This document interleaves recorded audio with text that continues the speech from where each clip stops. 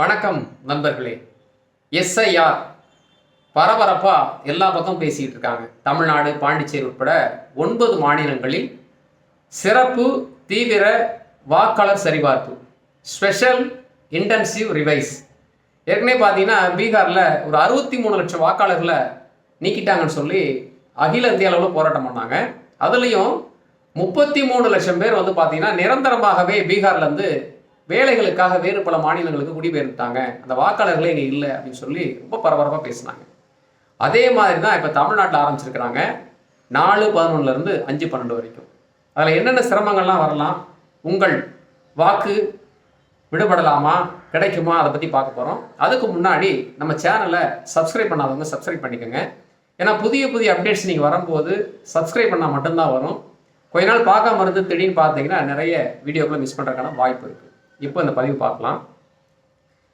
Election commission பார்த்தீங்கன்னா ஒவ்வொரு வருடமும் புதிய வாக்காளர்கள் சேர்ப்பாங்க. அதாவது 18 வயசு வந்தவொடனே அந்த புதிய வாக்காளர்கள் இணைக்கிறது, ஏற்கனவே இறந்து போனவங்கள அந்த லிஸ்ட்லேருந்து நீக்கிறது.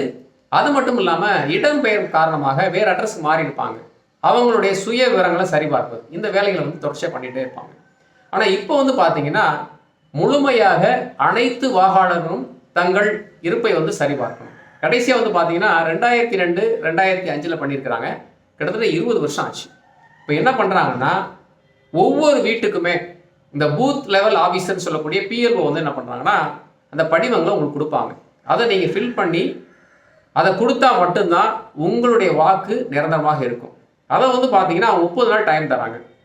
அந்த 4/11 5/12 வரைக்கும் அதை சரிபார்த்து அதுக்கப்புறம் வந்து பார்த்தீங்கன்னா 1 மாதம் டைம் கொடுக்குறாங்க.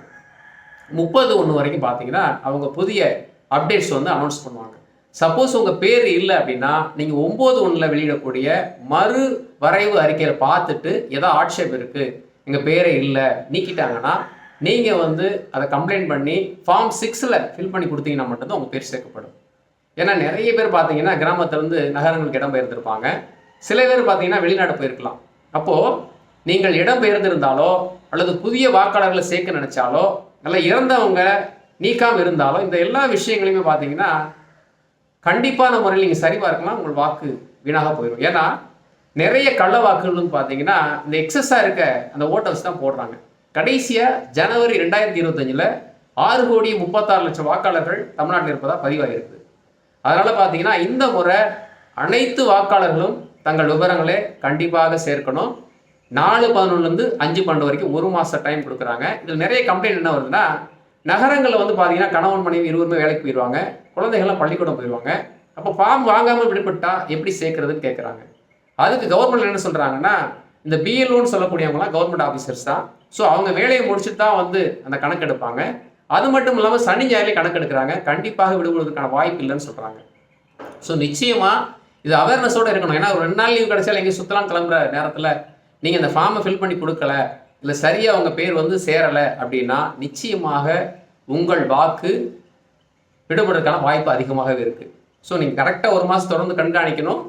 அதுக்கப்புறம் உங்கள் வீட்லேயோ இல்லை உங்கள் சொந்தக்காரங்க சொல்லி என்னுடைய பேர் இருக்கான்னு நீங்கள் செக் பண்ணணும். அப்படி செக் பண்ணால் மட்டும்தான் உங்கள் ஊரில் போய் நீங்கள் ஓட்டை போட முடியும். இல்லை இன்னொன்று பார்த்தீங்கன்னா நிறைய பேர் வந்து இடத்த மாற்றிருப்பாங்க, வேறு இடத்துக்கு போயிருப்பாங்க. அங்கே உங்களுக்கு நீங்கள் அப்ளை பண்ணி அந்த ஃபார்ம் 6 கொடுத்தா மட்டும்தான் உங்கள் பேர் சேர்க்கப்படும். ஏன்னா சமீபத்தில் நீங்கள் எங்கேயாவது இடம் பெயர்ந்திருந்தீங்கன்னா உங்கள் வாக்கும் விடுபடுறதுக்கான வாய்ப்பு அதிகமாகவே இருக்குது. அதனால தான் எல்லா கட்சியும் வந்து பார்த்தீங்கன்னா அப்ஜெக்ஷன் பண்ணுறாங்க. ஸோ இது வந்து பார்த்தீங்கன்னா ரொம்ப ரொம்ப டைட்டான ஒரு எலெக்ஷன் ஷார்ட் டைமாக இருக்குது. ஸோ சீக்கிரமாகவே இந்த எலெக்ஷன் வரும்போதுனால ஒரு 4 மாதம் கடைசி பிப்ரவரிக்குள்ளே எல்லாருமே அப்டேட் பண்ணணும்னு நினைக்கிறாங்க.